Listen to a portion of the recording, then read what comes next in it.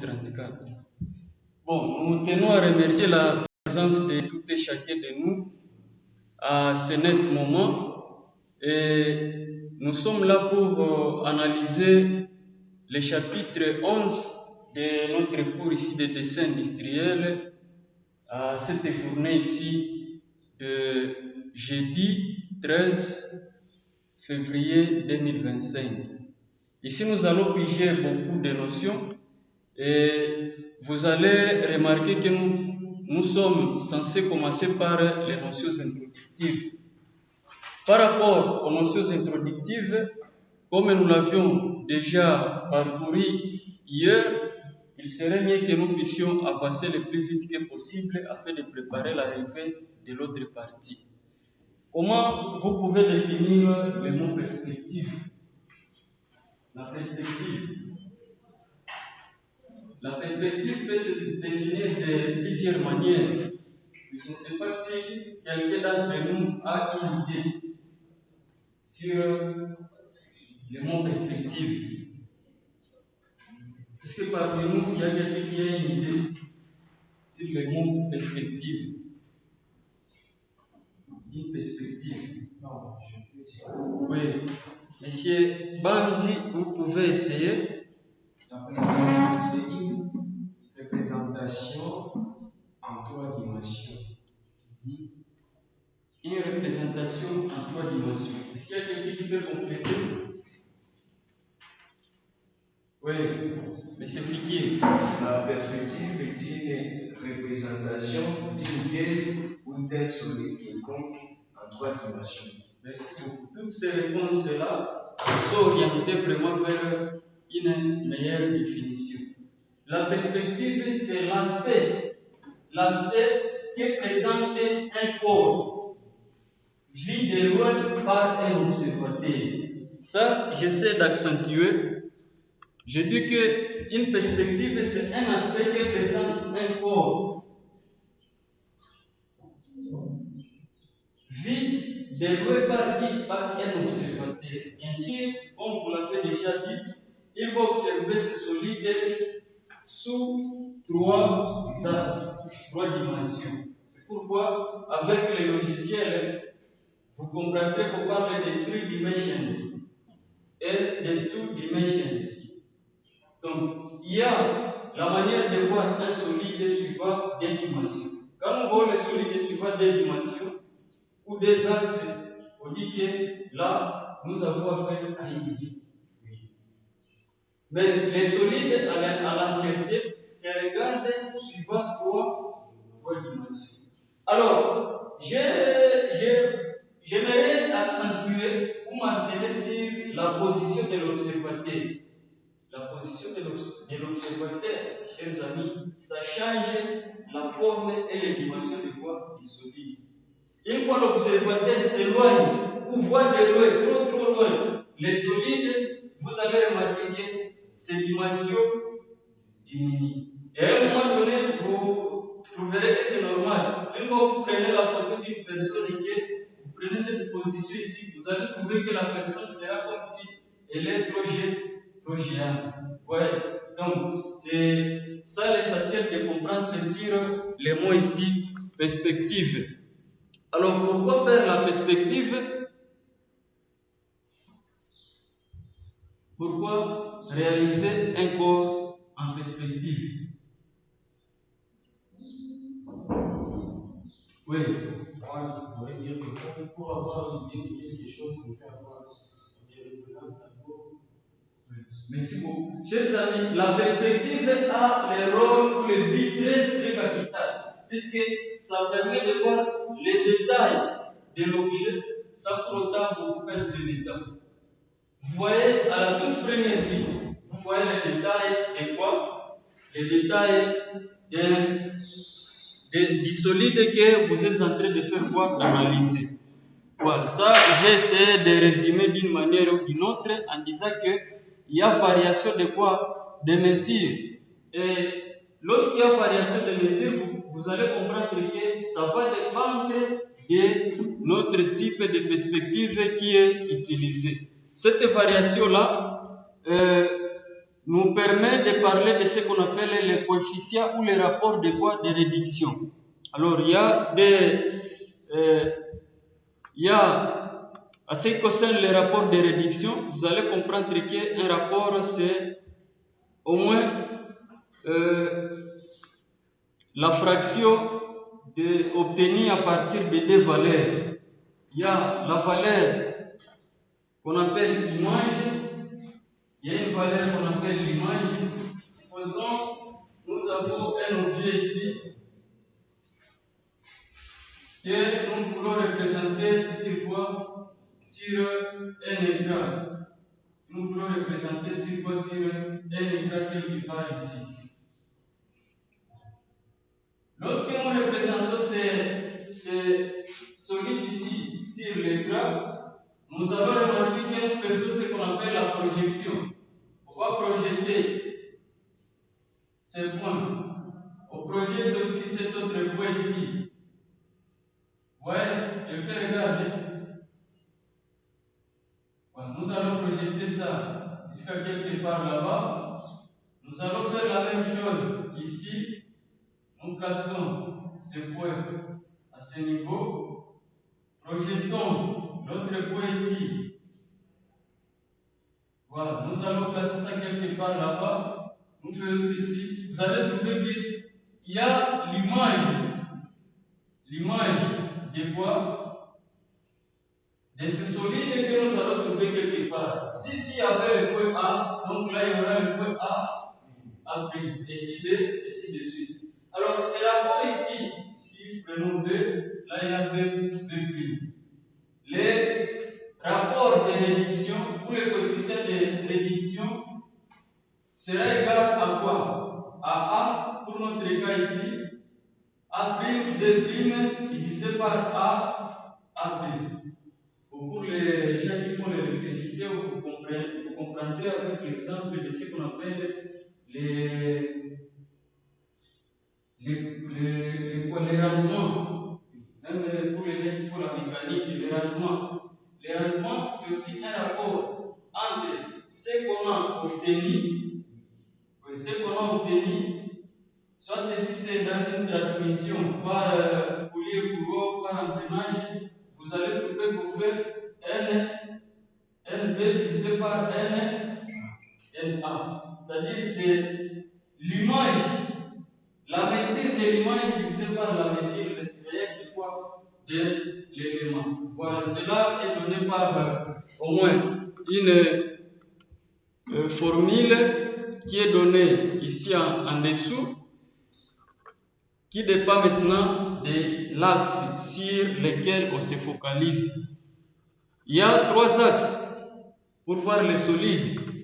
Lorsque nous serons en train d'analyser l'axe des X, ici, oui, mon frère, ça pour casser les doigts, vous pouvez entrer. Nous allons utiliser un rapport appelé P.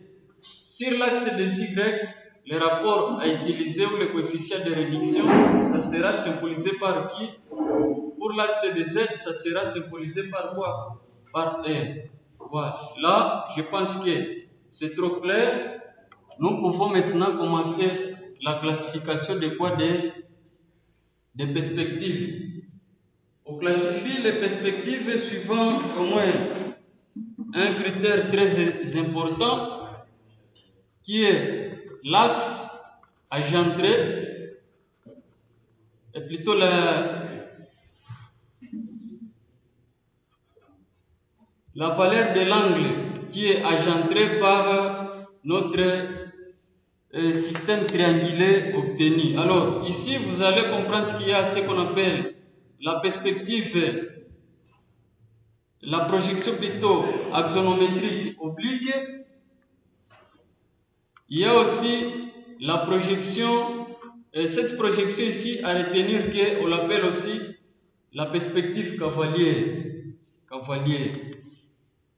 Il y a beaucoup de détails sur cette perspective que nous avons besoin de connaître, notamment la perspective cavalière. On peut aussi la définir, vu que c'est une catégorie de perspective qui est la perspective axonométrique oblique. Ici, ce que nous retenons, très important, c'est ici, oblique. Dans cette catégorie-ci de perspectives, vous allez comprendre qu'il y a deux faces du solide qui sont parallèles à l'écran sur lequel nous faisons quoi? Nous faisons la projection. Nous sommes ici, nous pouvons regarder ce solide ici suivant 3 dimensions, mais étant donné que nous sommes quelque part inclinés, nous sommes par exemple ici, vous allez constater que ce solide ici étant présenté devant nous, il y a deux faces qui sont parallèles à notre écran de projection. Il y a une inclinaison. Cette inclinaison ici, nous allons essayer de donner sa valeur ici en dessous. Mais l'avantage de cette perspective d'abord est que c'est facile à réaliser et c'est simple vraiment. C'est la manière la plus simple de représenter les corps suivant 3 dimensions. Voilà, ça c'est au moins cette perspective qui est cavalière.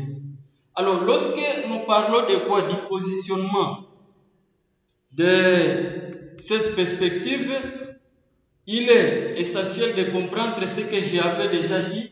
Il y a deux faces qui sont parallèles à quoi? Qui sont parallèles à notre écran de projection. Et les lignes que nous allons voir ici, sur cette illustration, ces lignes ici,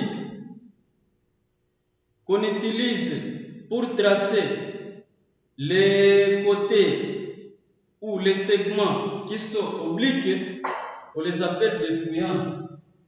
Ici, si vous voyez très bien, le nom est là. Puisqu'avant d'arriver ici, on commence d'abord par faire quoi? Par tracer les carrés. Finalement, on fait quoi? On essaie de mettre ici la valeur de l'amplitude et de l'angle. Cette amplitude d'angle est la même qu'ici. Nous mettons cette amplitude d'angle et puis nous traçons quoi? Les fouillantes d'abord. Ici aussi, la même chose, même angle, même inclinaison. Et puis nous venons mettre l'épaisseur. Sur quoi? Sur les fouillantes. En réalité, comme c'est un cube, nous devrions avoir la même dimension ici. C'est la même dimension qui est où? Qui est de l'autre côté. Mais en perspective, comme nous l'avons déjà dit, il y a une réduction de quoi? Des mesures suivant le type de perspective qui est utilisé. Raison pour laquelle, pour cette catégorie de perspective, nous allons parler de l'angle. Cet angle ici, en détail, vous allez comprendre que l'angle, l'inclinaison, là que nous étions en train de montrer, là devant, c'est une inclinaison qui est d'amplitude inférieure à 90 degrés. Mais pour déconversion universelle, on essaie de prendre souvent 30 degrés, mais les autres ici sont aussi utilisés, 45 et combien? Et 60 degrés, pour représenter les corps en perspective. Laissez-moi peut-être expliquer ceci d'une manière ou d'une autre, mais commençons par les coefficients de réduction, ou les rapports de réduction. Ces rapports de réduction ici, nous disons qu'on les symbolise par la lettre quand pour la perspective qui est cavalière, et la formule est là. Pour trouver la mesure de l'épaisseur, on prend la mesure réelle multipliée par le rapport de réduction. Alors, ce rapport de réduction ici, ça ce sont des détails seulement de la formule, mais sachez que le rapport de réduction pour cette perspective est égal à 1,5. Quand est égal à 1,5. Et là, on a l'image d'une perspective axonométrique. Les fouillantes axonométriques obliques, les fouillantes sont là. Il y a la face principale est là. La deuxième face est aussi là en arrière. Vous voyez que les arêtes qui vont subir des modifications, ce sont ces arêtes ici. Vous voyez, sont là les arêtes qui vont subir quoi?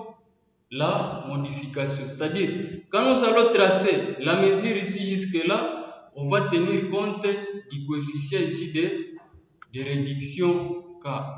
Voilà, ça c'est très important. Alors, il y a certaines propriétés que nous devons aussi comprendre et que lorsque nous représentons, oui, vous avez une préoccupation. À chaque fois, quand c'est un demi. Merci beaucoup pour cette préoccupation. C'est uniquement pour la perspective cavalier. Oui, oui. C'est dans la formule que vous avez donnée, si c'est égal à. Oui. Donc, le L est là, c'est-à-dire une mesure. Ah, non, quand on n'est pas calculé, c'est donné. C'est connu sur le plan universel. Pour la perspective cavalière, c'est un demi. Vous avez dit on peut utiliser. Donc, là, on peut utiliser les P, les qui. Non, c'est l'écart ici. C'est la mesure. Parce que c'est un rapport. Ça n'a pas d'unité. Ça n'a pas d'unité. Oui, oui. C'est non ça d'unité. Puisque l'unité sera directement l'unité de la mesure. Oui, c'est la mesure ici multipliée par là. Ah, c'est ça. Regardez, nous sommes ici, prenons même ça ici. Oui, nous allons nous expliquer très bien. Nous retournons un peu en arrière. Vous voyez, c'est elle ici pour nous, c'est les côtés. Oui, les côtés. Nous avons les côtés réels. Ce côté ici, en réalité, a une mesure du côté de notre équipe. Cependant, lorsque nous faisons la perspective axonométrique oblique ou la perspective cavalière, nous multiplions seulement cette mesure ici par combien? Par K, qui est égal à 0,5. Dans les cas là, moi, pour les trucs que je croyais qu'on voit la mesure du côté multipliée par l'angle, le cosinus de l'angle de A. Il n'y a pas de problème si vous passez par cette relation mathématique.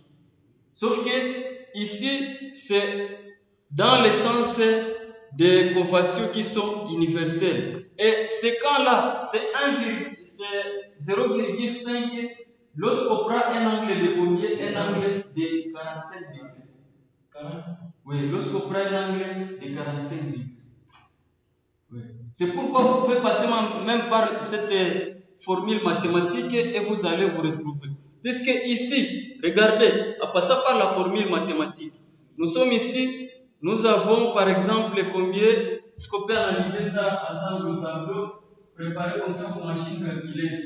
Nous avons un carré de combien? Un carré de côté 40 par exemple. 40.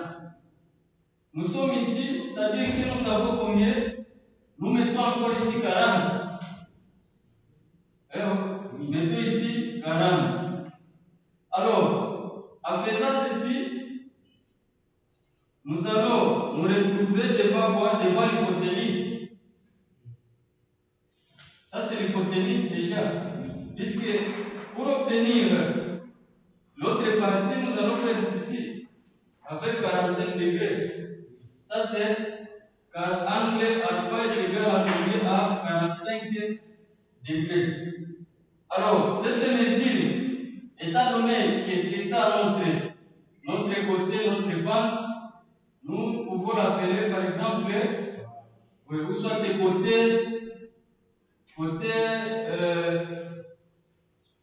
apparent. Côté apparent, le côté réel, sa dimension est de 40. Qu'est-ce que nous connaissons comme relation entre l'angle et le côté ici, qui est quoi? Qui est le côté adjacent nous connaissons que le côté adjacent, le cosinus d'un angle alpha est égal à quoi? Est égal à la mesure ici du côté adjacent divisé par quoi? Par l'hypoténuse. Voilà, pour nous c'est le côté CA. Nous cherchons CA, l'angle est connu. Donc CA sera égal à quoi? Cosinus de combien? Ah, ça serait égal, attention, à 40 divisé par cosinus de 45 degrés. Le cosinus de 45 degrés et le sinus de 45 degrés, c'est 1,5. Or, 1,5, c'est ce qui veut signifier 0,5.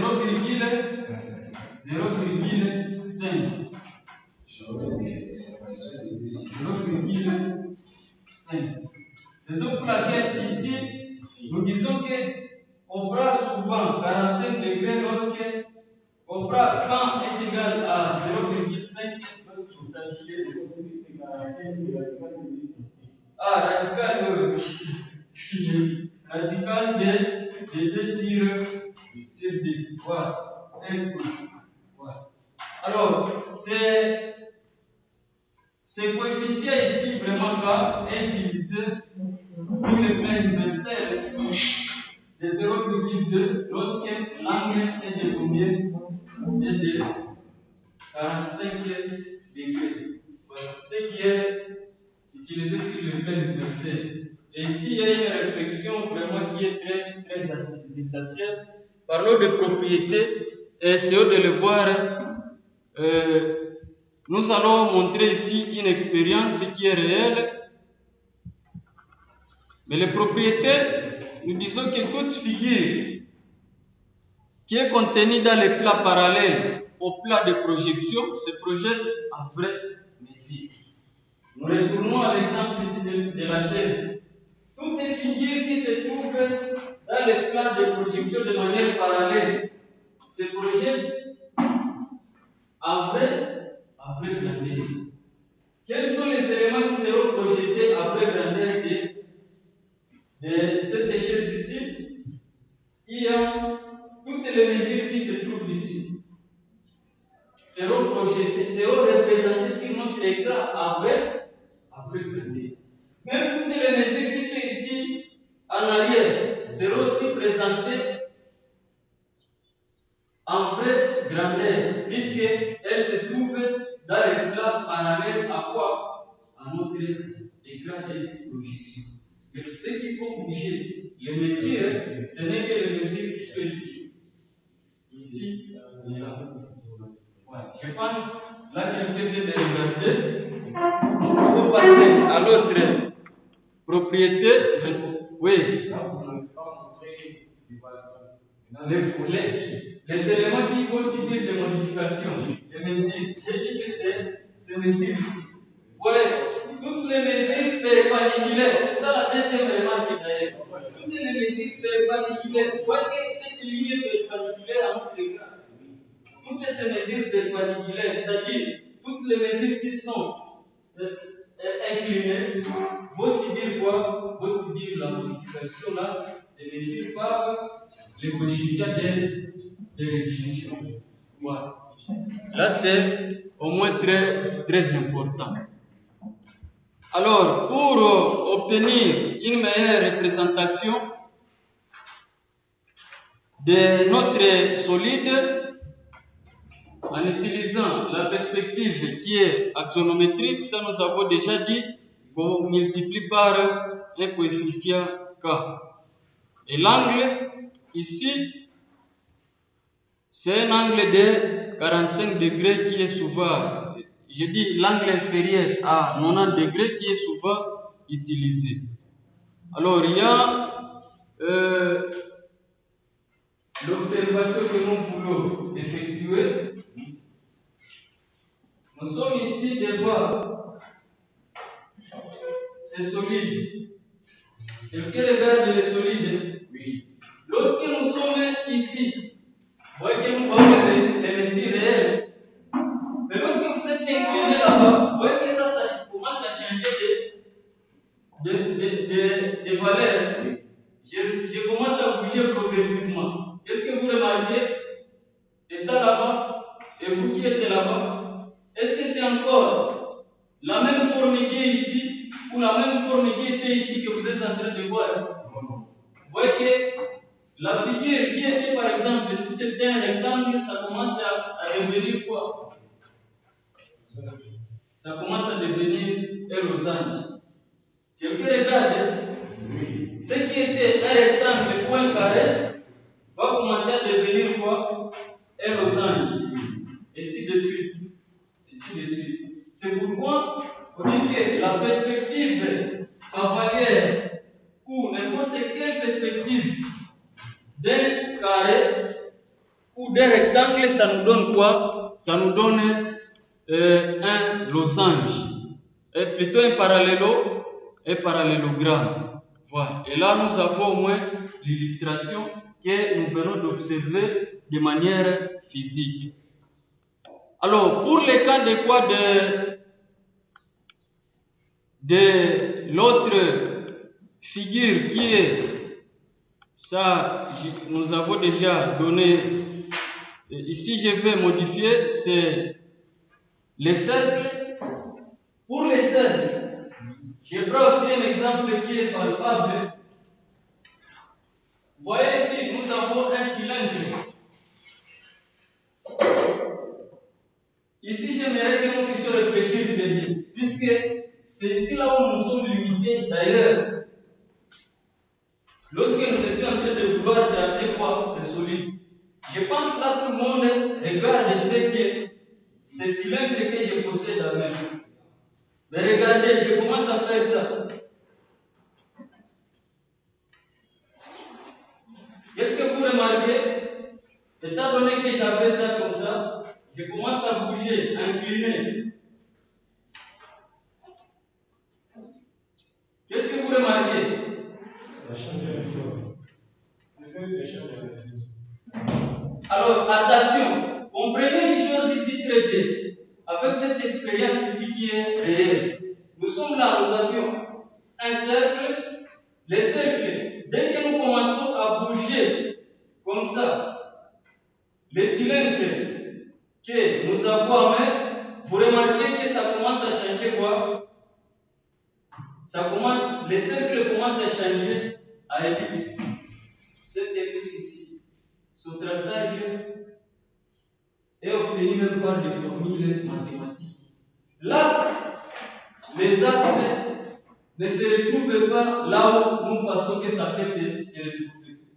L'axe d'ici, et c'est là d'ailleurs que j'ai trouvé une expiration avec l'exemple qui est physique. La ligne, l'axe d'ici, en réalité, ça ne passe pas au centre. Et l'axe d'ici, lorsque les cercles ou les cylindres viennent d'être inclinés, l'axe ne passe plus au centre. Ça, on peut vérifier. Nous sommes là. Nous commençons à bouger comme ça. Vous allez remarquer qu'il y a une partie qui est trop grande par rapport à l'autre. Et là, c'est physique. Si nous nous mettons ici, voyez, je fais ça. Je pense que c'est là où vous êtes en train de regarder le centre. Mais vous allez comprendre qu'il y a une partie qui est trop grande par rapport à l'autre. Là, c'est pas ce que je parle ici. C'est pourquoi le traçage de l'ellipse est souvent fait à main levée. Est-ce qu'on est ensemble? Oui. Donc là, c'est ne bouge pas. C'est là où c'est qui. En réalité, l'axe, c'est quand vous êtes comme ça. L'axe passe partout par les centres.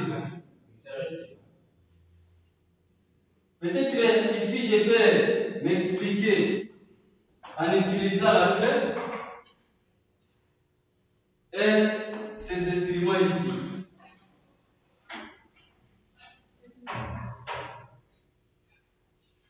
Ou soit je vais donner ça à la fin pour que les autres qui ne sont pas là puissent aussi en bénéficier. Bon, donnons, je pense qu'il y a encore quelques minutes, nous pouvons donner une image sur ça. Puisque si nous comprenons ici les restes, même là à la fin pendant les exercices, sinon ça sera aussi trop rapide. Voilà, nous avons au moins ici la représentation que nous voulons exécuter en perspective cavalière. Nous avons ici combien de millimètres? Nous avons 20 mm. Prenons les mêmes 20 mm ici aussi. Voilà. 20 mm. Nous essayons de monter comme ça.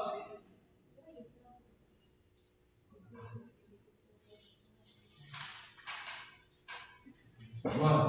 Quelqu'un regarde. Deuxième opération à faire, c'est donner l'amplitude d'angle que nous avons utilisé. Nous pouvons prendre par exemple combien de degrés? Vous dites 45. Prenons 45. 45 c'est ici. 10, 20, 30, 40, 45. Nous faisons la liaison. Cette ligne ici, c'est notre fouillante. Ici beaucoup, messieurs les 7. Nous partons vers l'autre côté ici. Nous trouvons aussi deuxième fouillante. Là aussi, nous représentons aussi quoi? Notre fouillante. Là, nous n'avons pas fini. Il reste aussi la partie ici. Nous devons aussi représenter la fouillante pour cette partie-ci. Vous voyez que là, c'est coaxial. Là, c'est coaxial. Ce qui nous reste, c'est quoi? C'est d'utiliser la formule. Ici, nous avons pris 20 mm. Là, le côté, c'est 20. Very good. Le côté, c'est 20. C'est-à-dire, pour placer la mesure d'ici, qu'est-ce que nous allons faire? Nous allons prendre les 20 multipliés par 1,5. 20 multiplié par 1,5, ce qui nous donne combien? 10. 10. Donc, nous représentons ici 10 sur toutes les fouillantes.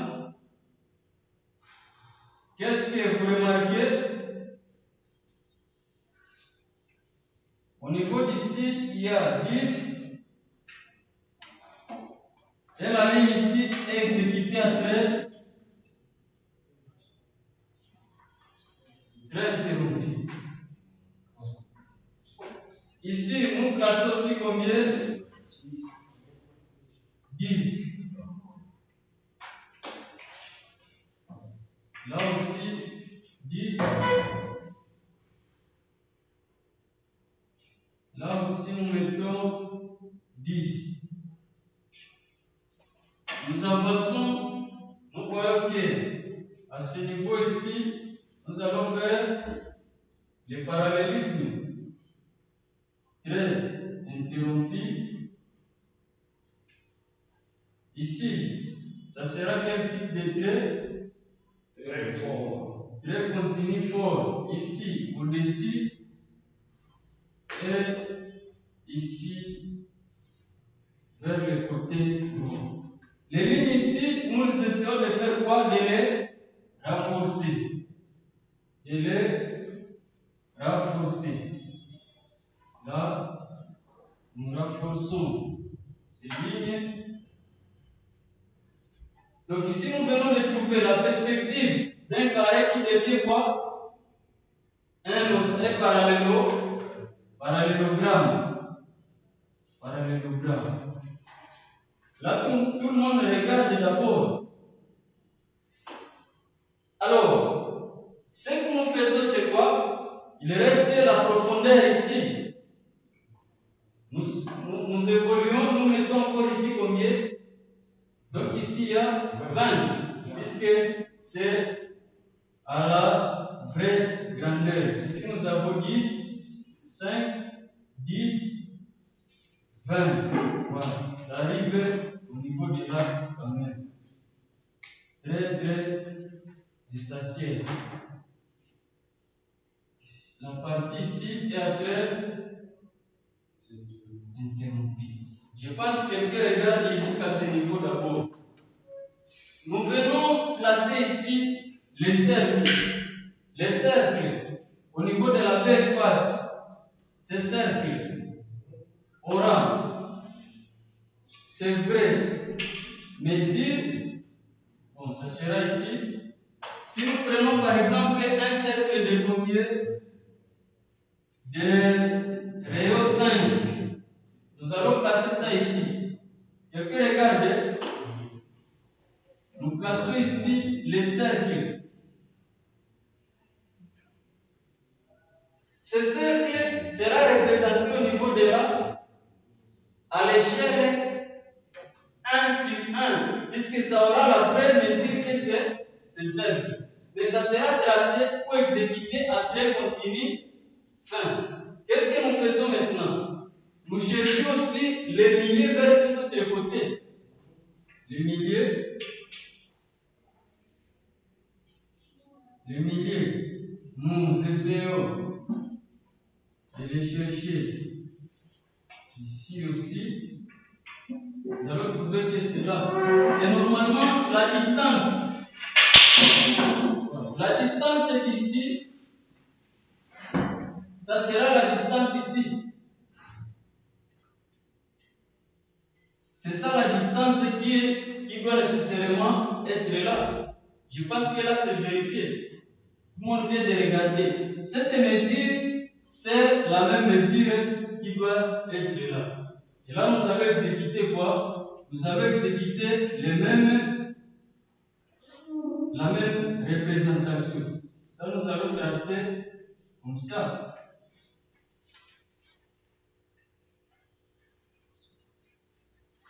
Very good. Qu'est-ce qui nous reste?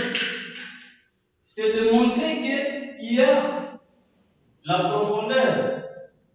Donc, nous essayons de rendre au clair la profondeur qui est là. Ici aussi, nous essayons de placer quoi? La profondeur. Quelqu'un regarde. Là, ça vient de donner une idée sur la perspective de ça. Si nous étions sur le plat parallèle si nous avions des faces parallèles à quoi? À notre écran. Là, quelqu'un vient de regarder. Alors, si nous étions ici, si par exemple, le tout ici, nous parvenons à incliner, nous inclinons la face ici, ça devient là-bas. Qu'est-ce qui va se présenter? C'est là où maintenant réside l'observation ou l'importance de l'observation que nous avons essayé de faire quoi? De mener avec vous. Nous avions premièrement un cercle, mais lorsque nous commençons à faire l'inclinaison de quoi? De notre sphère, vous voyez que les cercles commencent à devenir maintenant l'ellipse. Voilà. Alors ici, qu'est-ce que nous allons faire?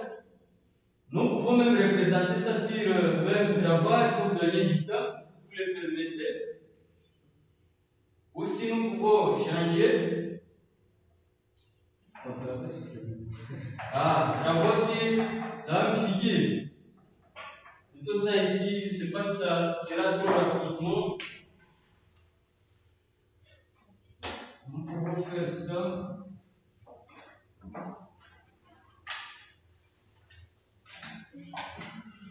Pour que tout le monde puisse observer.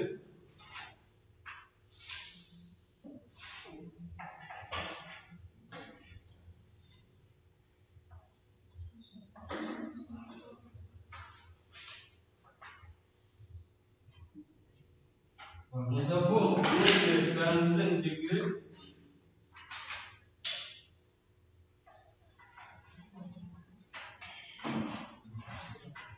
Et ici,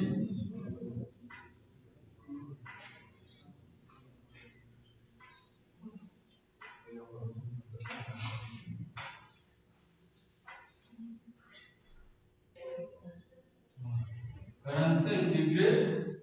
Nous avons la mesure ici, nous avons considéré combien c'était 20. 20. C'est là, je pense.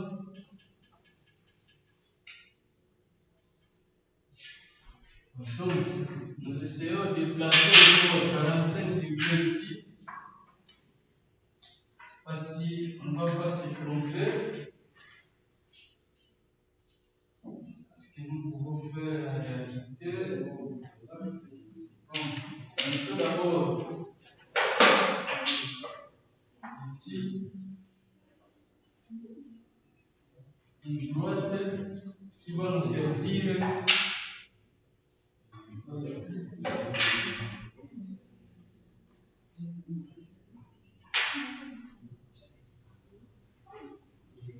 Degrés.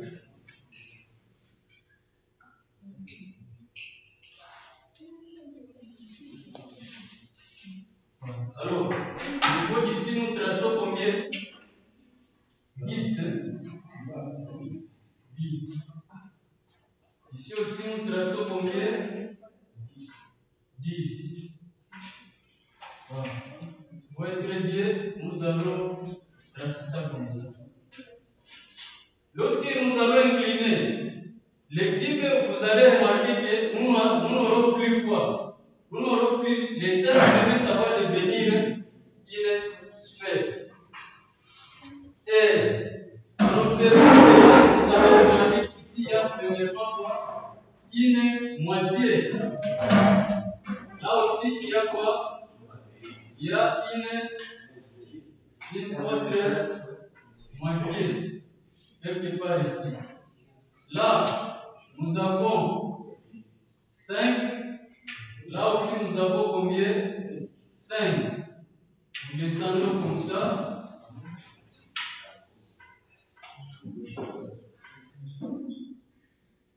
Ici, nous essayons de faire quoi?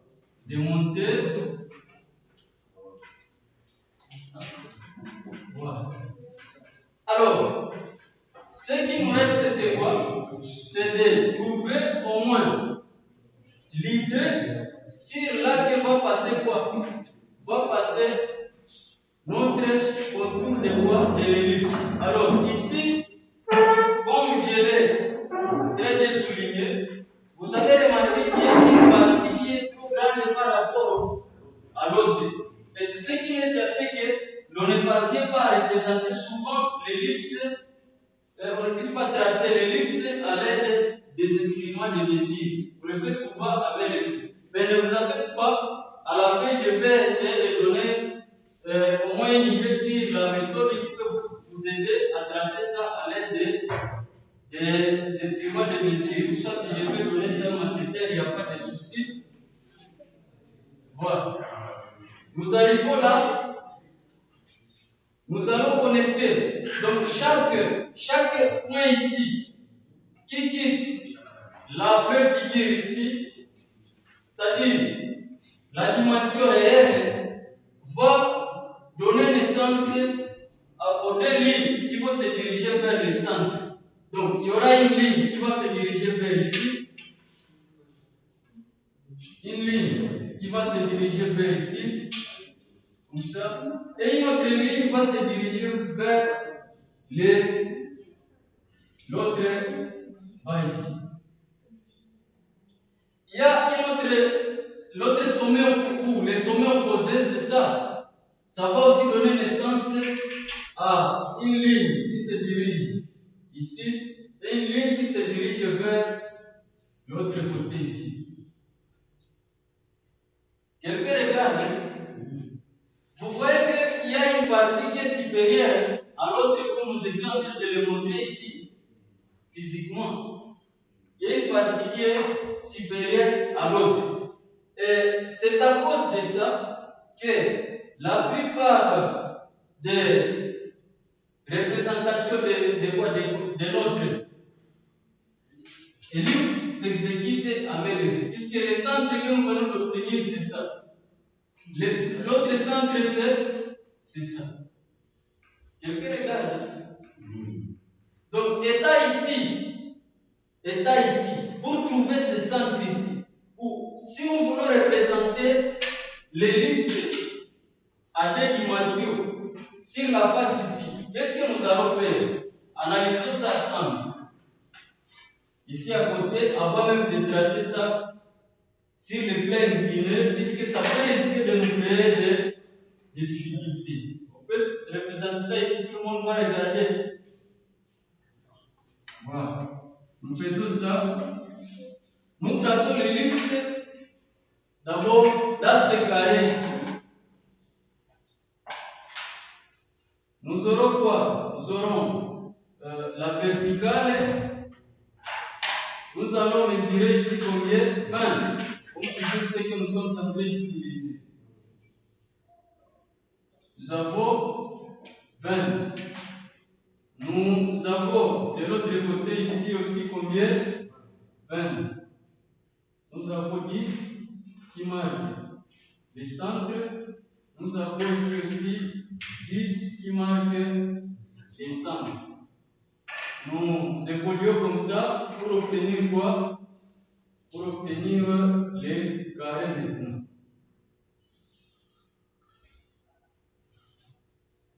Nous déterminons aussi la moitié. Nous déterminons aussi la moitié. Voilà. Ça, c'est les deux axes ici. Sont là, ces axes-là. Mais notre objectif, c'est de tracer quoi? L'ellipse. Dans cette vie ici. Alors, cette ellipse, si vous voyez très bien, ça sera l'ellipse. Donc, ici à l'intérieur, il y a encore un autre carré de combien? Bon, pour ça, on peut faire ça ici, puisque ça sera la même chose que nous allons maintenant pratiquer ici. Ici. Ouais, faisons ça ici à l'intérieur, prenons que l'ellipse touche ces extrémités ici. Il y a au moins beaucoup de méthodes qui sont utilisées pour le traçage de ça, mais j'essaie de montrer, si nous aurons le temps, même deux méthodes, trois, ça pourra nous servir. Alors, la première des choses, nous voyons que le centre est toujours c'est là. Qu'est-ce que nous faisons? En utilisant cette méthode, nous projetons ce sommet jusqu'à atteindre cette partie-ci. Quelqu'un regarde? Voilà. Nous faisons ça. Nous faisons aussi ceci. Ici, nous faisons l'opération inverse. Nous montons vers ici. Là, nous montons vers l'autre côté. Là. Qu'est-ce que vous remarquez? Nous avons nos deux centres qui sont là. Et les points qui vont nous servir, puisque ça c'est l'ellipse en utilisant au moins 8 points, nous avons 1, 2, 3, 4, 5, 6. Ça c'est d'abord 6. 6. Qu'est-ce que nous faisons? Nous faisons la liaison. Là maintenant, vous voyez que nous cherchons à arriver ici. Nous avançons jusqu'ici. Ici aussi, nous faisons la même chose. Nous continuons pour arriver là. Là, c'est à la fin, nous allons faire quoi? Nous allons renforcer. Je pense que j'ai déjà souligné ça. Ce n'est pas toujours, mais vu qu'il y a un décalage Et ici, vous allez remarquer que vous allez constater maintenant ce que j'étais en train de dire, que la droite ici, où l'axe de symétrie ne passe pas au milieu. Regardez, ça devrait passer par ici. Mais essayez d'observer.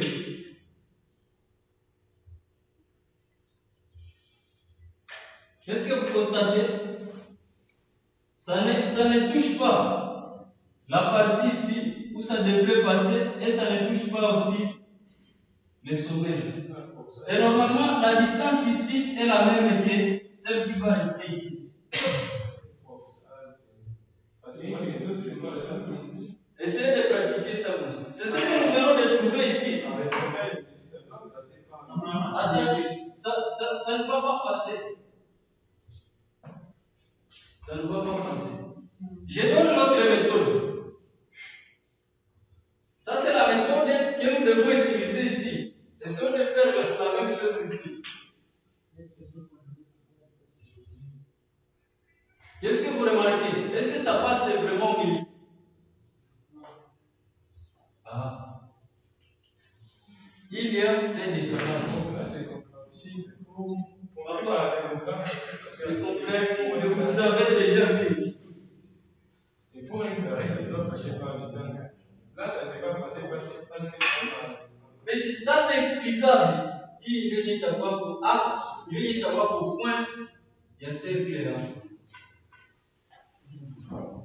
C'est puisque j'ai représenté ça trop loin, on devrait continuer. Vous allez trouver que si nous avons ici un cercle, le point ici va correspondre maintenant sur la ligne là. Ça, c'est la réalité de quoi? Du traçage de l'ellipse. Pour dire qu'au niveau d'ici, qu'est-ce que nous allons faire? Nous allons faire ça comme ça. Ici aussi.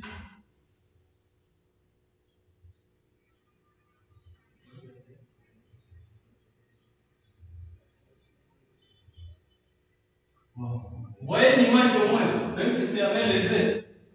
Vous voyez une image de ce qui va se présenter. C'est ça ce que nous avons vu en vérité, en ayant quoi? En ayant ces cylindres que nous commençons à bouger. Et vous allez remarquer qu'il y a quoi? Il y a modification de valeurs selon la position que prend l'observateur face à ce qu'on vit son éloignement. Je pense que là, c'est un peu compréhensible. Alors, je donne une autre méthode pour peut-être essayer d'enlever l'équivoque. Il y a encore du temps. Je donne ici, peut-être, je peux nettoyer ici à côté. Comme ça, je montre.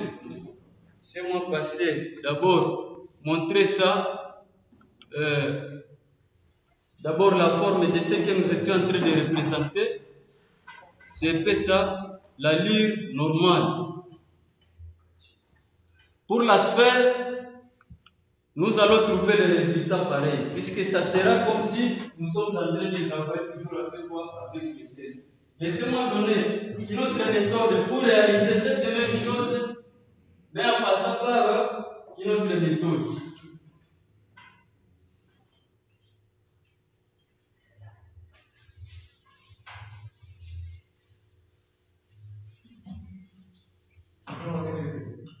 Oui? Là, c'est aussi à main levée, mais ici, il y a plus de précision que cette méthode. Vous voulez la méthode utilisable. Le compas, je vais vous la faire, il n'y a pas de problème. Oui. Mais sachez que c'est celle-ci qui est souvent utilisée, puisque ici, on respecte les vraies formules que nous allons vous donner. Mais l'autre méthode là, utilisant les compas, vous allez utiliser une remarque maintenant de ces formules. Voilà, nous sommes ici. Nous donnons au moins la représentation. L'essentiel, ce n'est pas que ça soit horizontal. On peut sembler un crescent horizontal.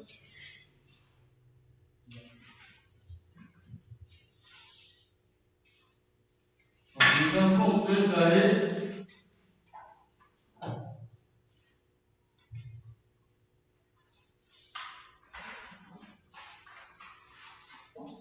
de 20, côté 20 mm. 10, pour parler de la moitié. Il y a aussi 10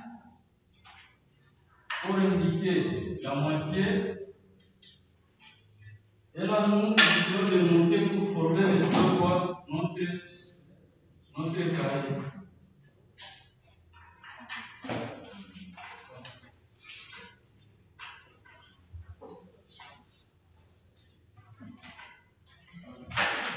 Qu'est-ce que nous faisons? Oui. Ici, ça devait être un concept de parcours. Oui, alors notre objectif n'était pas de vous fournir un carré parfait, mais j'ai montré, ça c'est le traçage de l'ellipse. Première méthode. Je donne deuxième méthode. Vous allez trouver que ça ne va pas être un carré parfait. Notre objectif c'est de tracer quoi? C'est de tracer l'ellipse. Mais dans ce rectangle qui est en vrai gradé. Alors, voici une autre méthode. Nous venons ici, nous traçons les couplets. Quelqu'un regarde. Nous traçons les couplets, c'est-à-dire ici nous mettons combien? 20. Observez très bien. Nous amenons cette étoile de vers ici.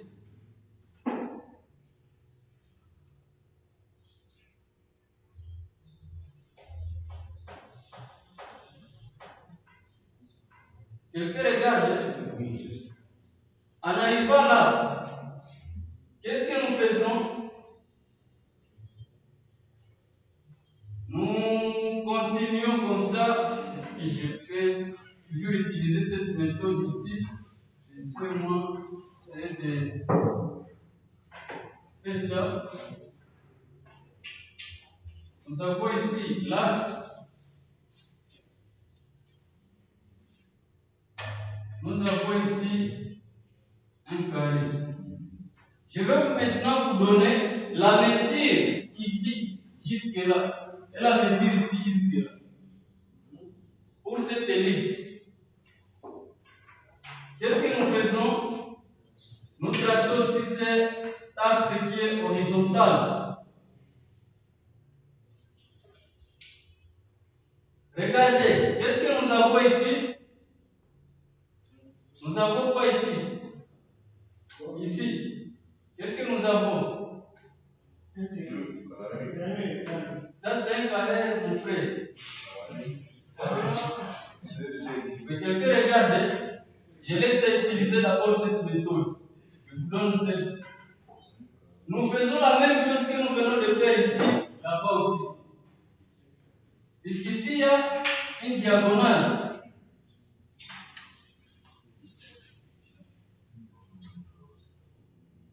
Qu'est-ce que nous faisons? Nous essayons de trouver le centre, le milieu de ça. Nous trouvons le milieu. Ici, nous avons 10, c'est-à-dire que nous aurons 5. Ici aussi, 5. Là aussi, nous allons avoir combien? 5.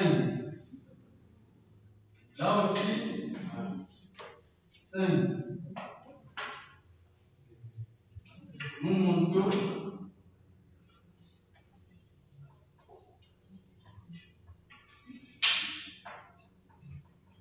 Nous faisons la même chose que celle que nous avons fait ici en bas. Quelqu'un regarde? Oui. Qu'est-ce que nous faisons encore? La même chose. Vous voyez que nous venons de rester avec un petit carré. Nous faisons quoi? Nous réalisons maintenant ce tracé ici. Oui, vous avez voulu trouver quoi? Cette mesure ici. nous avons ces résultats ici. Et vous remarquez qu'il y a un petit carré. Nous pouvons faire ça. Nous pouvons faire ceci. C'est ça. Et l'autre ici. Et puis regardez. Nous faisons le contraire. En faisant cette connexion ici, nous allons trouver maintenant là qui doit passer quoi? Notre ellipse. Puisqu'ici on est en train de faire ça. Ici il y a une diagonale. Voilà. Ici il y a le centre. C'est ici que va passer quoi? Notre ellipse. Au-delà de ce que nous étions en train de passer, que ça devrait passer par ici.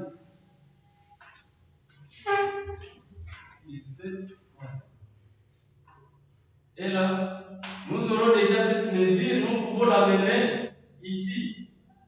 Nous pouvons l'amener aussi là-bas. Et si de suite. Et puis nous allons commencer à faire quoi? À tracer notre. C'est ici seulement que nous allons apporter ça.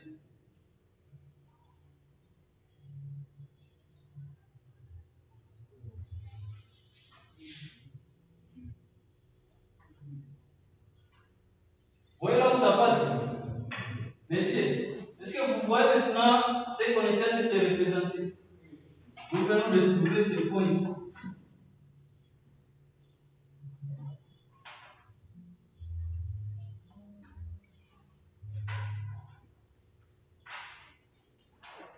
Voilà.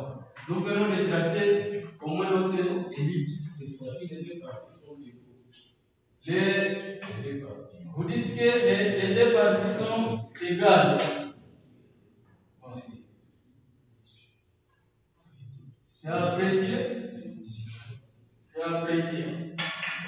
Je pense, avec ces quelques deux méthodes, je vais donner peut-être la troisième ou la quatrième méthode quand nous allons être là en train de passer quoi? Les exercices. Oui. Et si c'est bien, on va toujours comme ça. Oui. Jusqu'à arriver à une valeur qui est près, qu'est-ce qu'on utilise comme terme mathématique? La valeur près ou proche, approximative de là que réellement l'ellipse doit passer. Je vais donner une autre méthode, mais la méthode que vous pouvez utiliser pour tracer ça à l'aide des instruments de mesure, c'est celle-ci. Ça, c'est la méthode que vous pouvez emprunter. Nous pouvons tracer ça même ici. Sans problème. Vous tracez, vous pouvez utiliser ça ici. L'essentiel qui reste ici, c'est l'angle. Vous prendrez bien l'angle. Pour que nous puissions tracer ça à l'aide des instruments de mesure. Combien de degrés? 30. Il n'y a pas de souci. 30, c'est ça?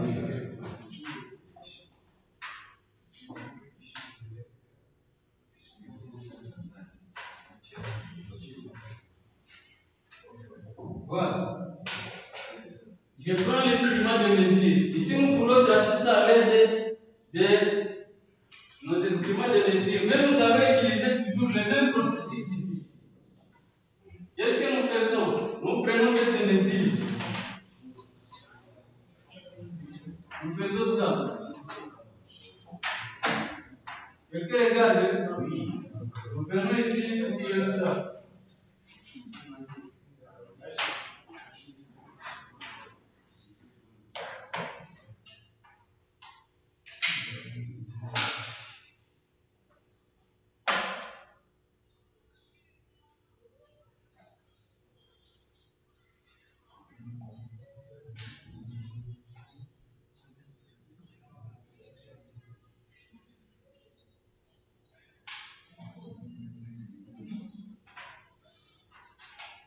Voilà.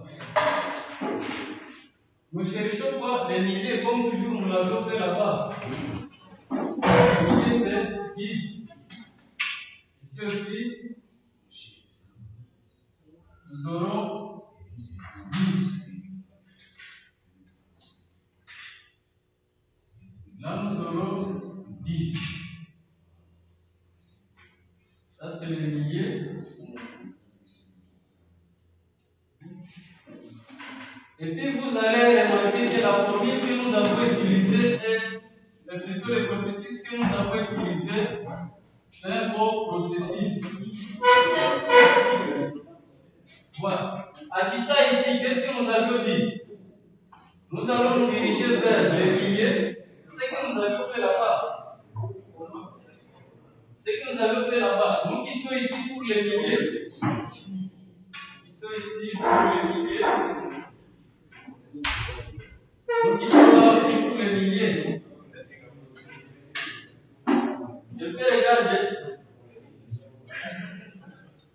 Je fais regarder. Nous sommes ici. Nous avançons pour arriver au moins au niveau de là. Ça, les milliers. Ici aussi, les milliers, c'est ici. Alors, c'est la méthode de presse. La diagonale doit aussi toucher là-bas. Et au niveau de là, vous allez remarquer que nous pouvons obtenir quoi? Une diagonale, la diagonale qui ne touche pas ces milliers ici. Voilà. Nous prenons notre instrument de mesure, plutôt de traçage. La distance ici, celle que nous considérons. Nous faisons ça.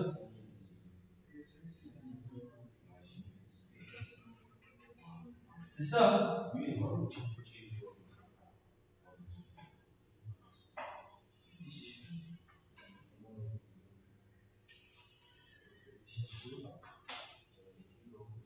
Ici aussi, nous venons faire la même chose. Est-ce que c'est le même valeur?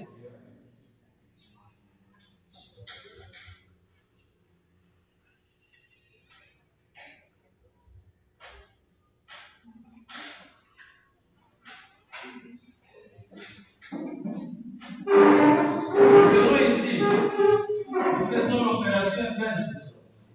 Pour tracer ça.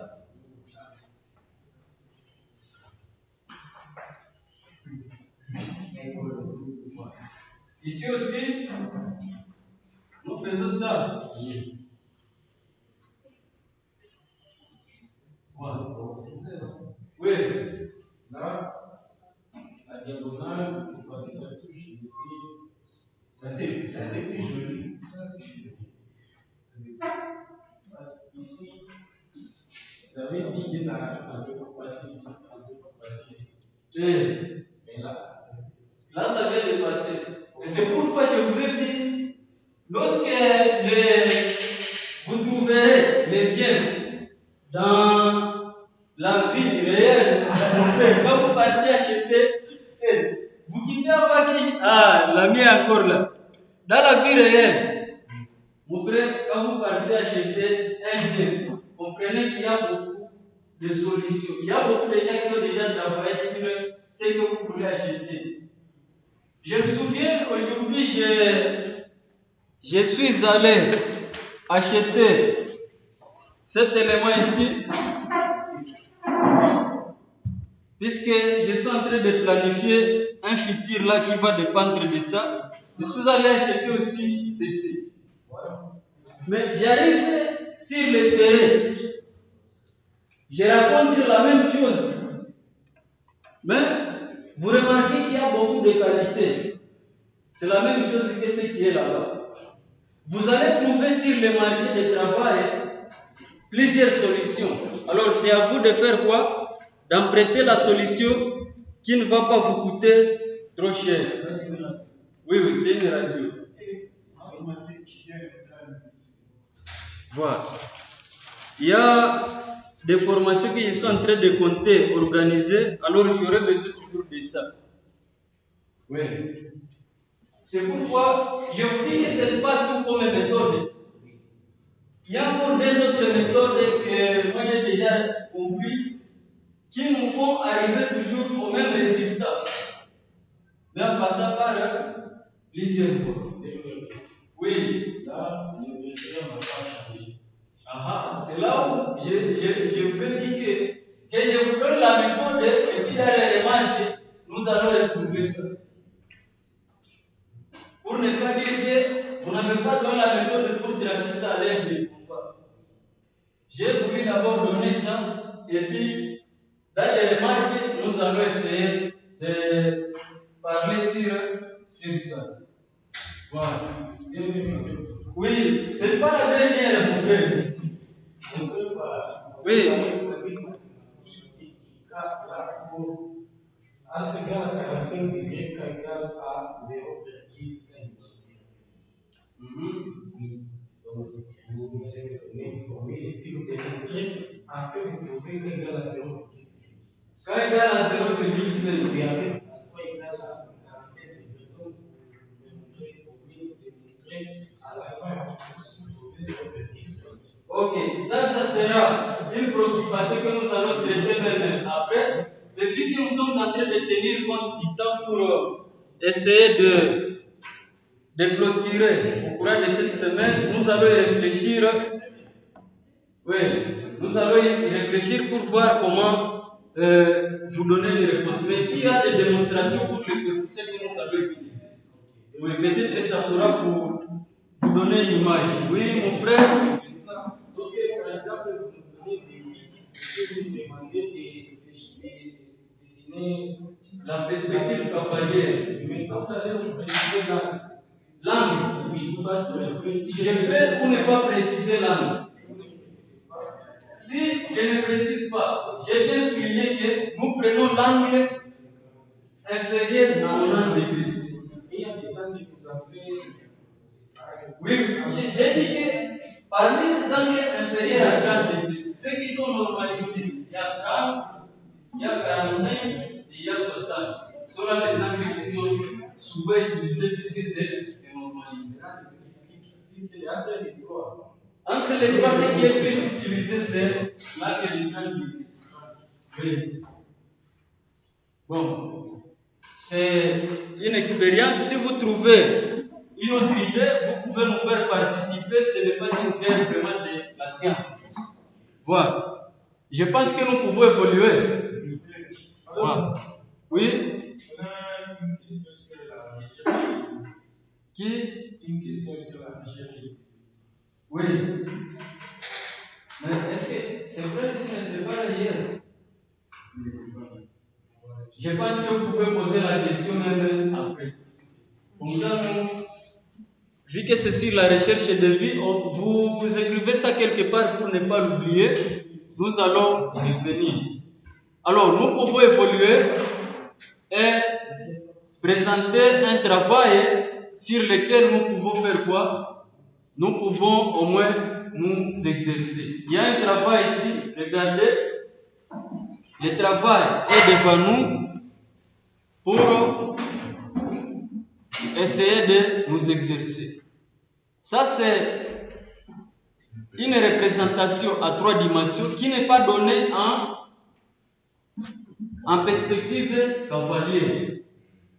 Alors, nous avons besoin de réaliser ça à une perspective qui est cavalière. Alors, comprenez une chose, les exercices ici, c'est faux comment? On peut vous donner seulement cette vie ici. Vous trouvez la perspective cavalière. Là, ça ne sera pas un problème. Alors, pour de pareils travaux, on pourra vous donner 2 vies seulement. Cette vie et l'autre là, puisque c'est elle qui donne les détails majeurs de quoi? De ce travail. Oui. Comment vous avez vu seulement la pièce et vous avez dit que ce n'est pas cavalier directement? C'est la partie qui va suivre. Oui, c'est la partie qui va suivre, qui va au moins essayer de faire quoi? De nous donner les détails. Vous aussi, vous serez en train d'observer les solides dans la nature. Si c'est représenté si c'est déjà représenté, vous allez constater que ça c'est une perspective cavalière, ça c'est une perspective cavalière. Ça, c'est géométrie. Bon, on pourra essayer de développer ce sujet. Est-ce qu'il y a une question sur cette première partie ici? Les questions viennent de diminuer. Donc, nous allons